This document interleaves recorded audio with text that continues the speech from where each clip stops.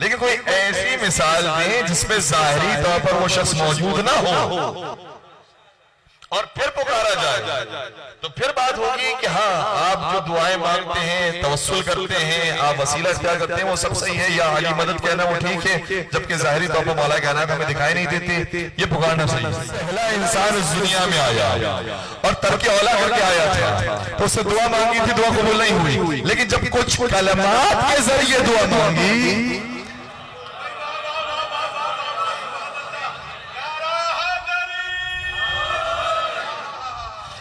تو فوراً سے توبہ قبول ہو گئی، اور قرآن کہتا ہے فَتَلَقَّىٰ آدَمُ مِن رَبِّهِ كَلِمَاتٍ فَتَابَ عَلَيْهِ، جیسے کلمات کے ذریعے حضرت آدم نے توبہ کی، فَتَابَ عَلَيْهِ، فوراً سے توبہ قبول ہو گئی۔ تو وہ کلمات جن کے ذریعے حضرت آدم نے توبہ قبول کروائی، ان کلمات کا وجود ظاہری طور پر حضرت آدم کے زمانے میں نہیں تھا۔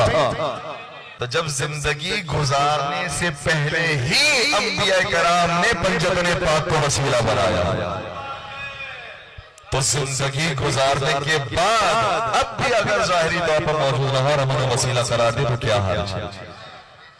اس میں کوئی مظاہرہ نہیں۔ اور اسی طریقے سے ہم نے بیان کرنے کی کوشش کی تھی، دیکھیں ہمارے پاس تو معصومی کی سیرت موجود ہے، اور معصومی کی سیرت کو جو ہم دلیل بناتے ہیں تو وہ بھی قرآن کے بغیر نہیں بناتے ہیں۔ کیوں؟ کیونکہ قرآن نے کہا ہے اطیعوا اللہ واطیعوا الرسول واولی الامر منکم، اللہ کی اطاعت کرو، رسول کی اطاعت کرو، اور صاحبان امر کی اطاعت کرو۔ ہمارے صاحبان امر کون ہیں؟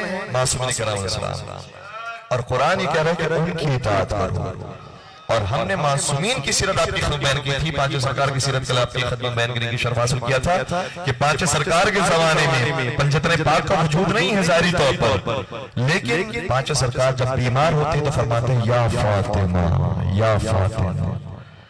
تو ہمارے پاس یہ حجت ہے معصومین علیہ السلام کی سیرت، جس سے پتہ چلتا ہے کہ آج کے دور میں یا فاطمہ کہنا، یا علی کہنا، یا حسن کہنا، یا حسین کہنا صحیح۔ اور چھٹے معنی فرمایا ہے کہ شعارنا یا محمد یا محمد، ہمارا شعار اور ہمارا نعرہ یا محمد یا محمد ہوتا ہے۔